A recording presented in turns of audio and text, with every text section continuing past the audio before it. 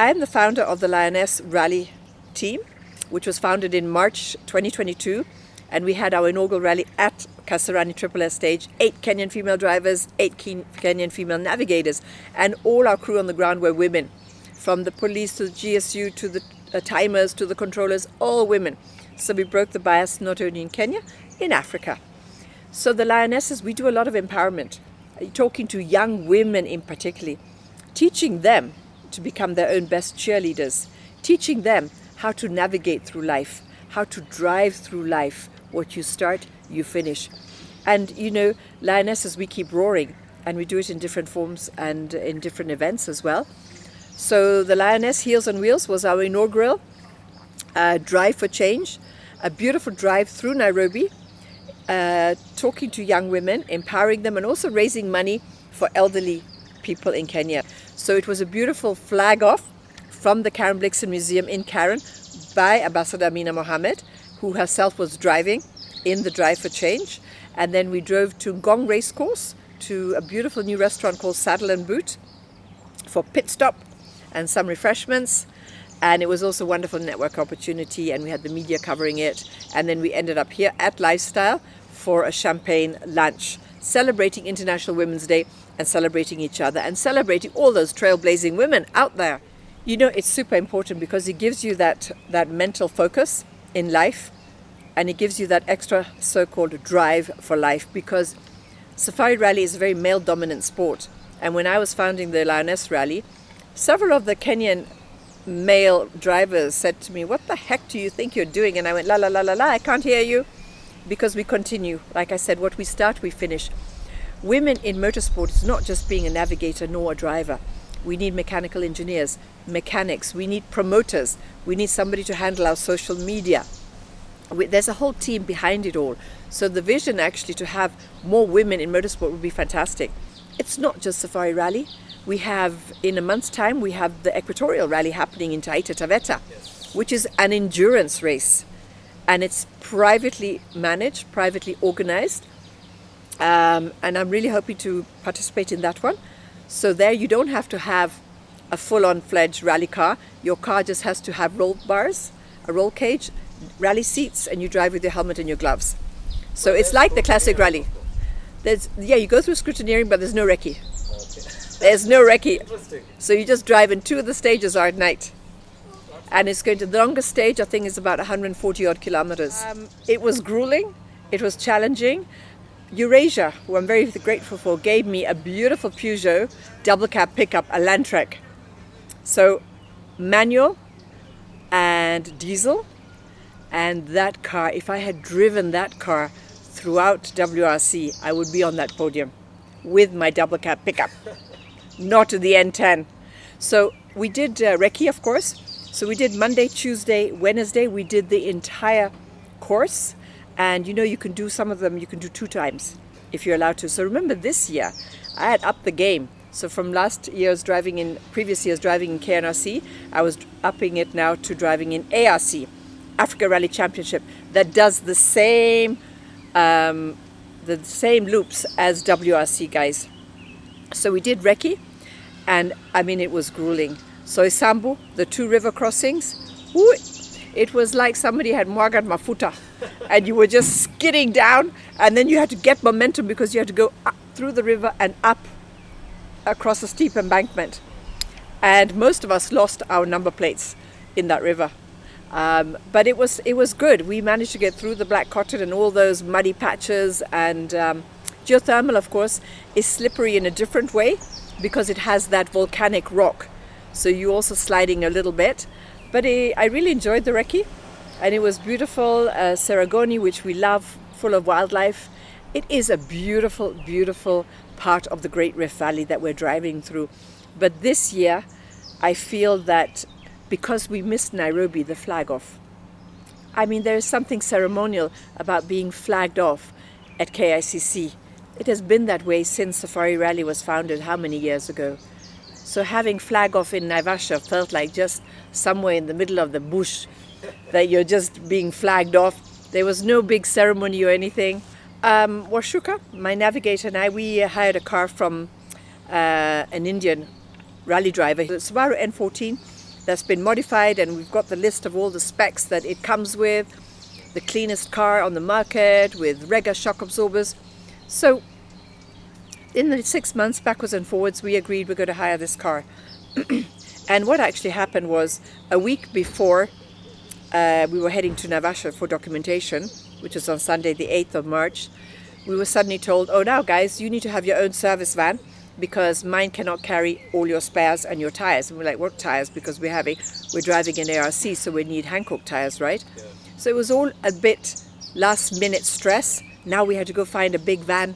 Homeboys helped us out with the van, thank goodness. Then we were told you need a tent for your rally car. All of this last minute, a week before the rally was sprung upon us. We were under a lot of stress. But anyway, here we are, car number 57. We get flagged off, and a wonderful Lioness lady member of ours, Ambassador Betty Abong'o, she comes with a group of Maasai dancers from Narok. And when they see us at a flag off, all the Maasais are dancing for us. The Lionesses have arrived. It was beautiful. So we were so excited, and heading into our first stage, which was Camp Moran.